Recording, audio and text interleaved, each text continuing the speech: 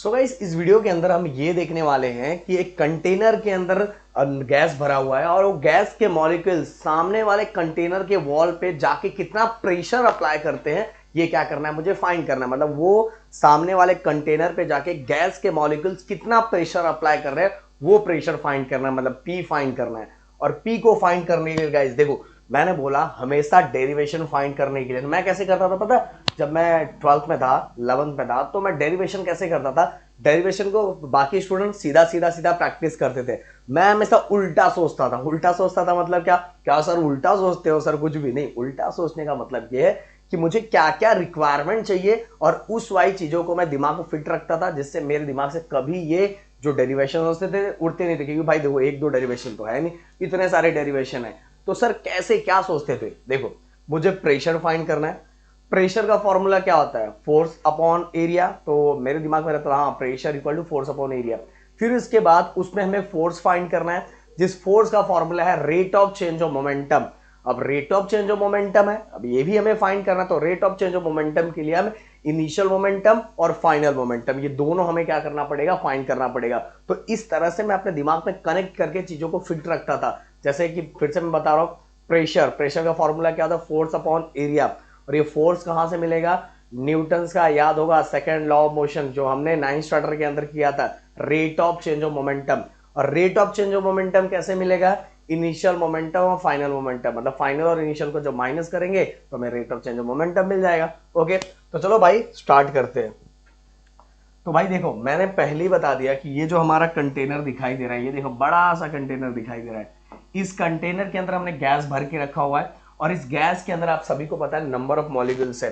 तो वो जो मॉलिक्यूल्स ये सामने वाले वॉल पे जाके कितना प्रेशर एक्सर्ट कर रहे हैं, कितना प्रेशर लगा रहे हैं, वही प्रेशर मुझे क्या करना है, फाइंड करना है। बट इसमें मैं अभी पूरे डेरिवेशन सॉल्व करने के लिए पूरे मॉलिक्यूल्स को नहीं कंसीडर कर रहा हूं। सबसे पहले एक मॉलिक्यूल्स को मैं कंसीडर कर रहा हूं। मान लो ये एक मॉलिक्यूल्स है और ये मॉलिक्यूल्स हमारा कौन से वेलोसिटी, v वेलोसिटी से ट्रैवल कर रहा है, v वेलोसिटी से क्या कर रहा है, ट्रैवल कर रहा है। बट ट्रैवल करते समय आप सभी को पता है कि x डायरेक्शन में भी जा रहा है, y डायरेक्शन में भी जा रहा है और z डायरेक्शन में भी जा रहा है। मतलब इसको v को हमने रिजॉल्व कर दिया x y and z, x y z तीनों हमने क्या रिजॉल्व कर दिया। मतलब वो आगे भी बढ़ रहा है, साथ में ऊपर भी जा रहा है और आगे भी जा रहा है। ओके, x मतलब सीधे जा रहा है और y मतलब सीधे जाते जाते ऊपर भी जा रहा है और z मतलब आगे आगे बढ़ते जा रहा है। तो इसका मतलब कि जब गैस मॉलिक्यूल्स आगे बढ़ रहे हैं तो हमने उसकी वेलोसिटी को तीन कंपोनेंट में रिजॉल्व कर दिया, x में, y में एंड z में। ओके भाई चलो, तो सबसे पहले हम x वाला ही फाइंड करेंगे और x वाला हमें मिल गया तो भाई बाकी चीजें हो जाएगी। चलो, तो मैंने आप सभी को बोला है याद करो, वो प्रेशर का फॉर्मूला क्या है, फोर्स अपॉन एरिया। फोर्स के लिए क्या चाहिए, rate of change of momentum, और rate of change of momentum के लिए क्या चाहिए, इनिशियल मोमेंटम, फाइनल मोमेंटम। और फाइनल और इनिशियल को माइनस कर देंगे तो हमें मिल जाएगा rate of change of momentum. तो भाई सबसे पहले इनिशियल मोमेंटम, इसको मैं 3 पार्ट में डिवाइड कर देता हूं। कलर ये दूसरा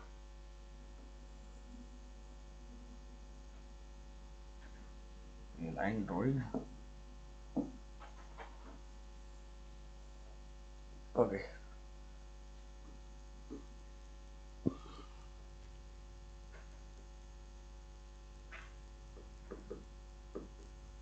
इनिशियल मोमेंटम किसका, मॉलिक्यूल्स का। याद रखना किसका इनिशियल मोमेंटम है, मॉलिक्यूल्स का। अब इनिशियल मोमेंटम का फॉर्मूला आपको याद होगा, ये मोमेंटम p मतलब प्रेशर मत समझना, मोमेंटम हमने 9th स्टैंडर्ड में सबसे पहले पढ़ा था, p equal to mass into velocity होता है। ओके, तो यही, तो इनिशियल मोमेंटम मतलब p1 equal two equal mv होता है। और मैंने बोला सबसे पहले ये जो गैस मॉलिक्यूल्स ट्रैवल कर रहा है, इसको हम कौन से एक्सिस की बात करेंगे, एक्स एक्सिस की बात करेंगे, इसलिए मैं यहाँ v ऑफ x लिख रहा हूं कि मतलब velocity of molecules in x direction. तो देखो मोमेंटम, इनिशियल मोमेंटम का फॉर्मूला क्या होता है, m into v. Okay, m into v होता है और हमने यहाँ x इसलिए लिखा हुआ है कि जो मॉलिक्यूल्स ट्रैवल कर रहा है वो x डायरेक्शन में ट्रैवल कर रहा है और कौन से वेलोसिटी से, v वेलोसिटी से। ओके, तो ये हो गया हमारा फर्स्ट। अब इसके बाद गाइस नेक्स्ट फाइनल मोमेंटम।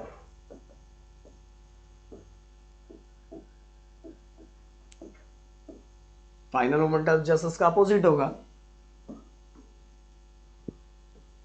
वापस अपनी जगह पे आया, मतलब अपोजिट डायरेक्शन, जस्ट इसका opposite m we of x. ये हो गया सेकेंड इक्वेशन। अब भाई अपने को क्या फाइंड कर रहा है, rate of change of momentum. क्या फाइंड करना है, rate of change of momentum. Rate of change of momentum मतलब delta P of X. Okay, मतलब rate of change of momentum X direction में मॉलिक्यूल्स का मोमेंटम कितना चेंज हुआ है, means final momentum minus initial momentum. अब दोस्तों final momentum की वैल्यू कितनी है, minus M we of X. P1 कितना है, एम वी ऑफ एक्स। ये ओके, ये माइनस था इसलिए हमने माइनस यहाँ लगाया। अब ध्यान दो, माइनस माइनस क्या हो जाएगा, प्लस हो जाएगा। माइनस वन कितना हो जाएगा, -2 एम वी ऑफ एक्स। तो भाई ये जो निकला ना, ये किसका rate of change of momentum है, ये है मॉलिक्यूल्स का। किसका है, मॉलिक्यूल्स में इतना मोमेंटम चेंज होगा। अब सिंपल सी बात है भाई, ये जो मॉलिक्यूल्स है ये वॉल पे जाके टकराएगा तो एक्शन और रिएक्शन होगा ना, तो यहां जितना मोमेंटम चेंज हुआ जस्ट इसका अपोजिट वॉल पे मोमेंटम चेंज होगा। तो यहां प्लस है तो वॉल वाला मोमेंटम क्या हो जाएगा, माइनस हो जाएगा। तो हम यहां लिखेंगे rate of change of momentum for wall. भाई क्योंकि ये मॉलिक्यूल्स वॉल से भी जाके टकरा रहे हैं ना, तो एक्शन और रिएक्शन आपको सब पता है इक्वल एंड अपोजिट होता है। तो ये जितना यहां जितना मोमेंटम होगा और उतना ही मोमेंटम वहां होगा, बस जस्ट इसका अपोजिट होगा वॉल पे। फॉर वॉल कितना हो जाएगा, अगर मैं इसको लिखूं तो अब इसको अलग साइन से मुझे दिखाना पड़ेगा। डेल्टा पी डैश में दे देता हूं, डैश किसके लिए, वॉल का। कितना हो जाएगा, 2m v of x। Clear. अब भाई आगे चलते हैं, अब कलर फिर इसके बाद। अब भाई देखो, मैंने वॉल का rate of change of momentum निकाल दिया है, तो हमें वॉल का ही तो फाइंड करना है कि वॉल पे कितना प्रेशर एक्सर्ट हो रहा है। वॉल पे कितना प्रेशर एक्सर्ट हो रहा है, ये दिमाग पे रखना कि वॉल पे कितना प्रेशर लगाया जा रहा है। तो भाई यहां अब हमें फोर्स फाइंड करना है। क्या फाइंड करना, फोर्स। और फोर्स का फॉर्मूला क्या होता है, आप सभी को पता है। फोर्स का formula rate of change of momentum, rate of change of momentum upon time. Okay, तो अभी थोड़ा इसको छोटा करना पड़ेगा, नहीं तो हमारा डेरिवेशन होगा नहीं। वाइट अब लेते हैं। अब देखो भाई, ये एक्चुअल ये एवरेज फोर्स है। अब rate of change of momentum, wall पे कितना मोमेंटम चेंज हुआ है, 2, क्योंकि उसी का प्रेशर हमें फाइंड करना है ना। और ये नीचे T। अब भाई ये T मुझे फाइंड करना पड़ेगा कि T की वैल्यू कितनी है, और T की वैल्यू फाइंड करने के लिए हमें वो वाला फॉर्मूला, कौन सा वाला फॉर्मूला, ये वाला, speed equal to distance upon time.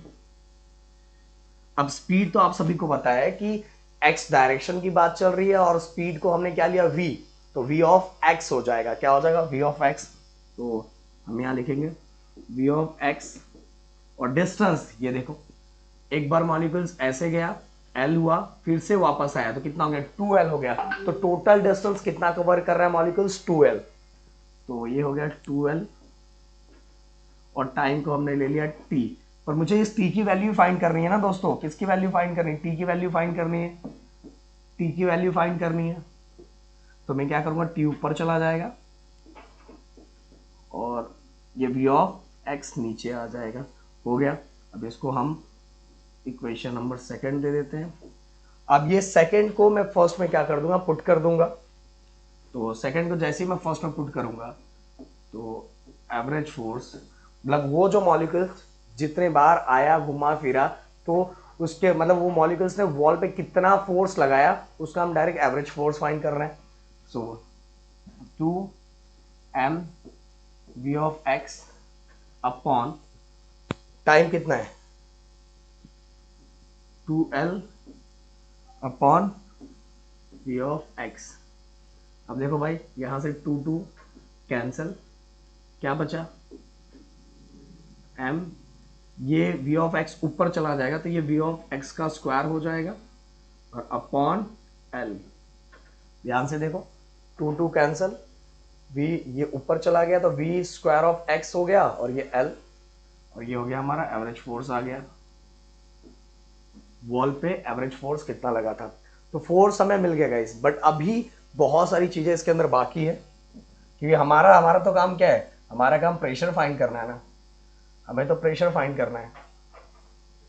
अब गाइस एक चीज और याद रखो, ये हो गया हमारा v ऑफ x का स्क्वायर m, l हमने बताया कि ये हमारा क्यूब है, इसका जो लेंथ है वो हमारा क्या है l है। अब इसके बाद गाइस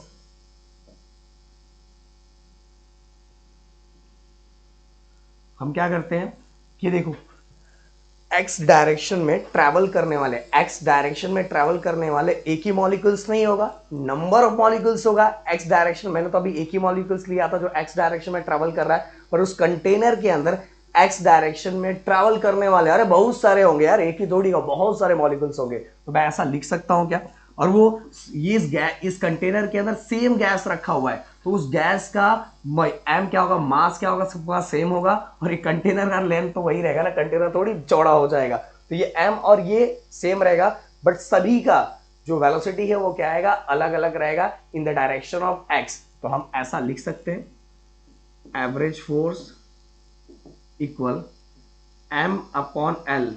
मैं इसको अलग कलर में लिखता हूं क्योंकि अलग है ये,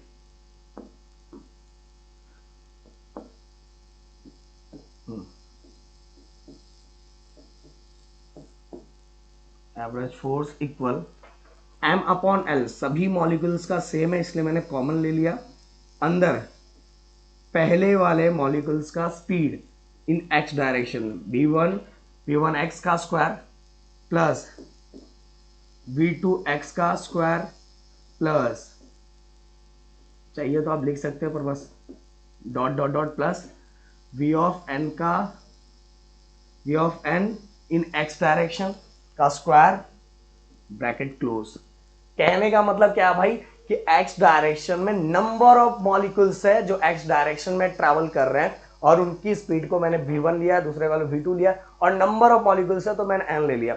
अब इसको मैं डायरेक्ट इसका जितने नंबर ऑफ मॉलिक्यूल्स है उनका डायरेक्ट मैं मीन फाइंड कर सकता हूं, पर मीन फाइंड करने के लिए आप सभी को पता है कि जितने नंबर ऑफ मॉलिक्यूल्स है उनको n से डिवाइड करना पड़ता है। किससे डिवाइड करना पड़ता है, जितने भी नंबर ऑफ मॉलिक्यूल्स है उनको उससे डिवाइड करना पड़ता है। तो नीचे n चाहिए ना, तो n लाने के लिए हम क्या करेंगे, यहां मैंने n को मल्टीप्लाई किया, मतलब n मतलब number of molecules, m upon l, यहां मल्टीप्लाई किया और यहां क्या कर दूंगा, मैं डिवाइड कर दूंगा।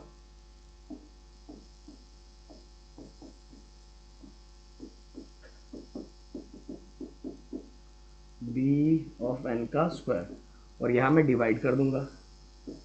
ओके देखो अब जितने भी मॉलिक्यूल्स है, नंबर ऑफ मॉलिक्यूल्स, मतलब 3 मॉलिक्यूल्स है तो 3 से डिवाइड करो, 4 मॉलिक्यूल्स है तो 4 से डिवाइड करो, तो x डायरेक्शन में ट्रैवल करने वाले जितने भी मॉलिक्यूल्स होंगे उनका हमें मीन वेलोसिटी मिल जाएगा अगर हम n से डिवाइड कर देंगे। n से डिवाइड कर देंगे मतलब जितने मॉलिक्यूल्स होंगे उतने से डिवाइड। जैसे सचिन एक मैच में अगर एक मैच में 10 रन बनाया, दूसरे मैच में 3 रन बनाया, तीसरे मैच में 100 रन बनाया, तो हम क्या करते हैं, तीनों को प्लस करते हैं और 3 से डिवाइड करते हैं। वैसे ही यहाँ नंबर ऑफ मॉलिक्यूल्स जितने भी होंगे उनको n से डिवाइड करूंगा, तो ये सभी जितने मॉलिक्यूल्स x डायरेक्शन में ट्रैवल कर रहे होंगे सभी का मीन हमें मिल जाएगा। यही n लाने के लिए मैंने यहाँ मल्टीप्लाई किया और यहाँ क्या किया, डिवाइड किया। अब गाइस थोड़ा यहाँ मुझे थोड़ा और छोटा करना पड़ेगा इसको।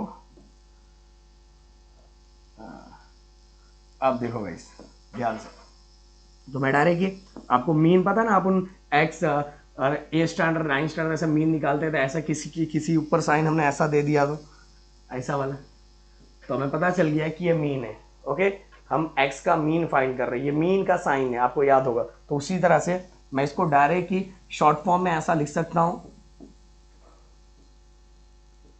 अपॉन l, और ये direct he v square of x bar, v square of x बार, मतलब बार जो मैंने ऊपर दिया इसका मतलब कि जितने number of molecules x direction में ट्रेवल कर रहे होंगे सबका क्या मीन, उसीलिए हमने उस पर बार दे दिया डायरेक्टली। अब भाई अब बात करते हैं, अब थोड़ा मुझे इसको ऊपर लेना पड़ेगा, ये देखो, अब देखो ध्यान से इधर,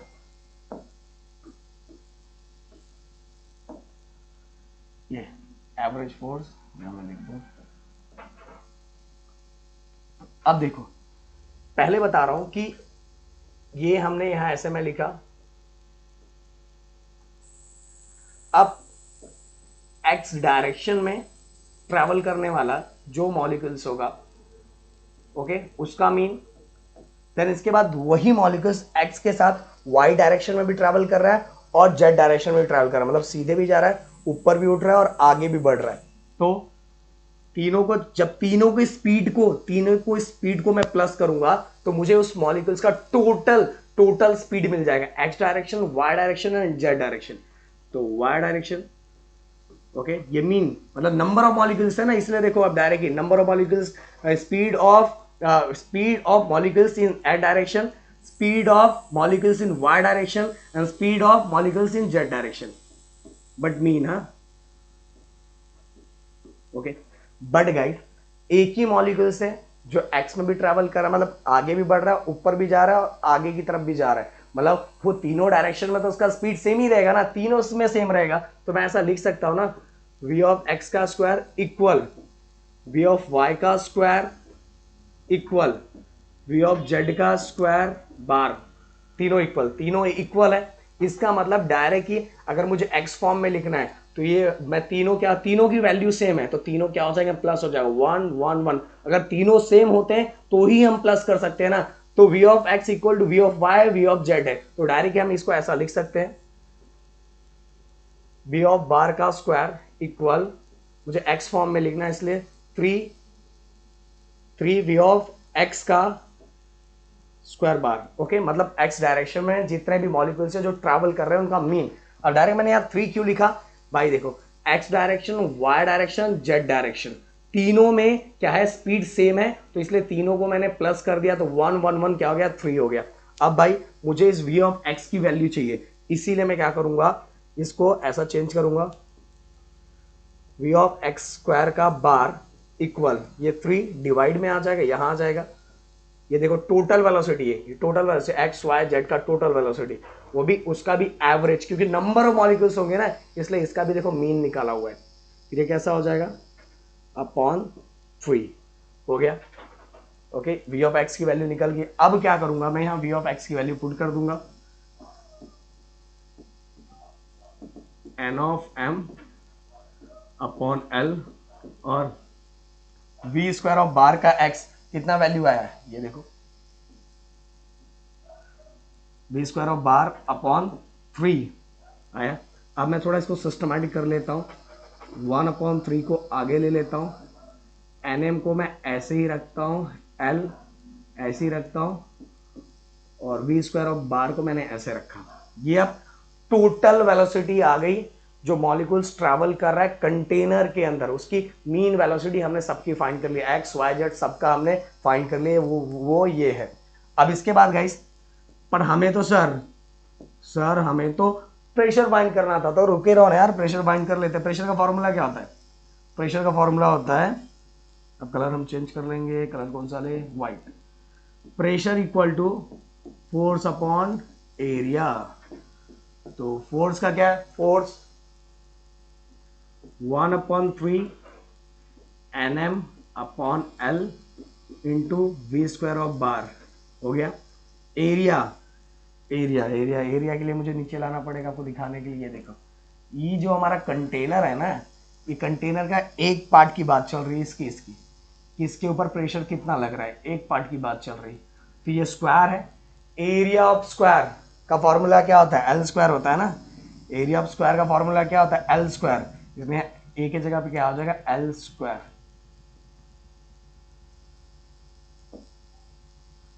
एल स्क्वायर। तो भाई कैसे हो जाएगा, अब देखो 1/3 को हमने आगे ले लिया, ये एल स्क्वायर ऊपर चला गया, तो ये क्या हो गया, एल क्यूब हो गया into we square of bar. अब भाई एनएम इधर देखो, n मतलब नंबर ऑफ मॉलिक्यूल्स, m मतलब mass of each molecules, n मतलब नंबर ऑफ मॉलिक्यूल्स, m मतलब मास ऑफ इच मॉलिक्यूल्स। मान लो मैं समझाता हूं, मेरी क्लास के अंदर 30 स्टूडेंट है और ऐसा समझ के चलो कि सभी का मास सेम है और सभी का मास 2 है, तो टोटल मास कितना हो जाएगा, 3 2 जा 6 0, 60 kg टोटल मास हो जाएगा। Okay clear. तो भाई कहने का मतलब क्या है कि अब कंटेनर के अंदर जितने सेम ही गैस है तो सभी के मॉलिक्यूल्स का मास क्या होगा, सेम होगा। सभी जितने भी मॉलिक्यूल्स है उनका मास क्या होने वाला है, सेम होने वाला है। तो नंबर ऑफ मॉलिक्यूल्स अगर मुझे पता चल गया और उसके मास से अगर मैं मल्टीप्लाई कर दूंगा तो कंटेनर में रहने वाले जितने भी टोटल गैस है उसका मास मुझे क्या हो जाएगा, पता चल जाएगा। ओके, टोटल मास पता चल जाएगा। तो टोटल मास को मैं डिनोट करूंगा 1/3, टोटल मास को कैपिटल एम से, और एल क्यूब किसका फॉर्मूला होता है, वॉल्यूम का फॉर्मूला होता है, इसलिए यहां क्या आ जाएगा, V into B square of bar. Okay हो गया। आई, आई, आई, हाँ। अब देखो भाई,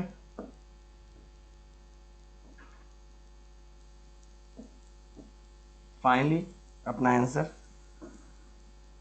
P equal to, colour change कर लेते हैं हम इसके लिए भी,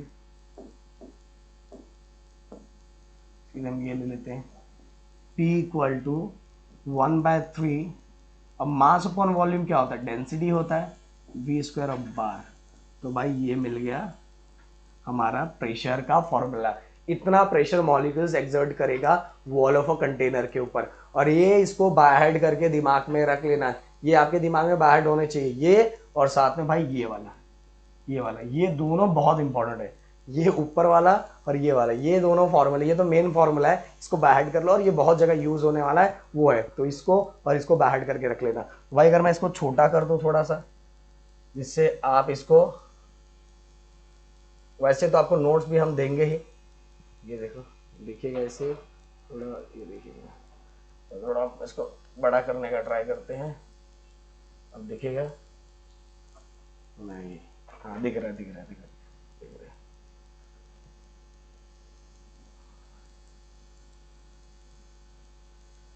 एक मिनट दिखेगा, वैसे भी आपको नोट्स हम लोग दे देंगे, हाँ भी दिख रहा है। अब इसको करके या तो थोड़ा और बड़ा कर देता हूँ, फिर इसका स्क्रीनशॉट ले लो अपने टोटल। अच्छा अच्छा, हाँ अब आ गया, और इसको थोड़ा ऊपर ले लिया तो ये आ गया। ओके, तो भाई इस तरह से आप प्रेशर क्या कर सकते हैं, फाइंड। प्रेशर के लिए भाई फिर से मैं बता रहा हूँ, प्रेशर के लिए सिंपल सा याद रखो, सर ने बोला प्रेशर का फॉर्मूला है force upon area, but force कैसे फाइंड करते हैं, rate of change of momentum, और rate of change of momentum कैसे फाइंड करते हैं, final momentum minus initial momentum. इसलिए हमें स्टार्टिंग में क्या फाइंड करना पड़ेगा, initial momentum, then final momentum, फिर दोनों को चेंज करेंगे तो हमें मॉलिक्यूल्स का मिल जाएगा। मॉलिक्यूल्स के बाद जस्ट उसका अपोजिट किसका होगा, जस्ट उसका अपोजिट होगा हमारे वॉल का, तो ये माइनस है वो क्या हो जाएगा, प्लस हो जाएगा। अब गाइस हम एक फाइंड करने वाले आगे, जो हमने उस दिन देखा था, इधर है भाई, root mean square speed. Okay, किसका, मॉलिक्यूल्स का ये, जिसको हम आरएमएस भी बोलते हैं। तो अभी हमने एक देखा, ये वाला फॉर्मूला, ये वाला, इधर गया, ऊपर आ जाओ, ये यहां का यूज करेंगे, P equal to 1/3 NM L cube into we square of bar, इसका यूज करेंगे, इसका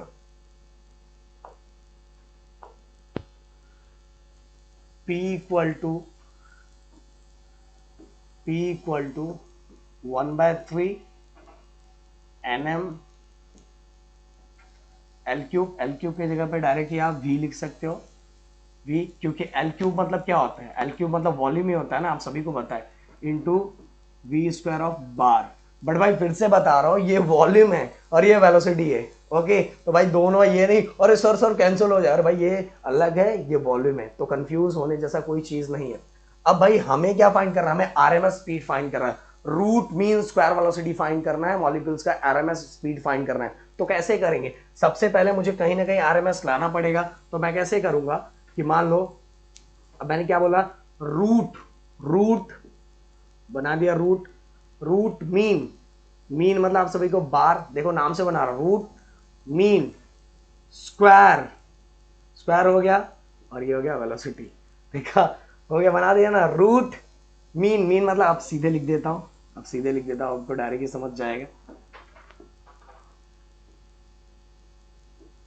अब देखो रूट मीन मतलब ये बार दिया और मीन हो गया, मीन स्क्वायर वेलोसिटी इक्वल, किसके इक्वल है, डायरेक्ट हम ऐसे भी लिख सकते हैं, आरएमएस, आरएमएस मतलब क्या था, root mean square, okay, root mean square velocity, okay, direct ऐसे भी लिख सकते हो। अब गाइस क्या होगा कि दोनों साइड, ये अगर मैं दोनों साइड स्क्वायर दूंगा, तो स्क्वायर दूंगा तो ये रूट क्या हो जाएगा, कैंसिल हो जाएगा, और यहाँ क्या बचेगा ओनली, अगर मैं स्क्वायरिंग दोनों साइड से करूंगा तो यहाँ जहां स्क्वायरिंग करने के बाद जहां रूट होता है वो कैंसिल हो जाता है, और जहां रूट नहीं है वहां स्क्वायर लग जाता है, तो ये हो जाएगा आरएमएस, क्लियर। तो भाई इस जगह पे ये जो वी स्क्वायर ऑफ बार के जगह पे मैं ये लिख सकता हूँ, वी स्क्वायर ऑफ बार के जगह पे मैं इसको लिख सकता हूँ, देखो इसको, तो मेरा ये ऊपर वाला इक्वेशन कैसे हो जाएगा, P equal to 1/3 NM V into we square of bar के जगह मैं क्या लिख सकता हूँ, V square of RMS, okay. अब आगे थोड़ा चेंज करेंगे, आगे अब देखो ये जो 3 है और ये जो V है, ये 3 और V इक्वल के साइड आ जाएगा, और NM भी मल्टीप्लायर है, ये डिवाइड में आ जाएगा, तो ये कैसा हो जाएगा, V square of RMS equal, ध्यान दो अच्छे से, ये 3 और V ऊपर चला जाएगा, मतलब ये क्या हो जाएगा 3PV हो जाएगा, ये देखो, और ये NM मल्टीप्लाई में डिवाइड हो जाएगा। भाई देखते रहता हूँ बहुत बार ना रिकॉर्डिंग, मतलब हम लोग करते रहते हैं पर पूरी कहानी हमारी खत्म हो जाती है और रिकॉर्डिंग देखते बीच में बंद हो जाता है। सो ये हो गया हमारा। अब भाई इसके अंदर PV इक्वल टू हमने किया है, PV इक्वल टू क्या होता है, ideal gas equation, PV equal to nRT upon NM। अब नंबर ऑफ मोल से रिलेटेड एक फॉर्मूला मैंने आप सभी को बताया था, आप लोगों ने पहला लेक्चर मेरा देखा ही होगा, n अपॉन इस n के जगह पे थोड़ा हम उसको और अच्छे से लिखते हैं, इस n के जगह पे क्या हो जाएगा, n upon n of a, okay, number of moles, इसका मैंने बताया हुआ, इसके पहले वाले लेक्चर में जाके देख सकते हो। तो नंबर ऑफ मोल कितना होगा, number of molecules upon Avogadro number, इस n के जगह, इस n के जगह पे, फिर आगे क्या है R T, और नीचे वाला क्या है n इंटू m।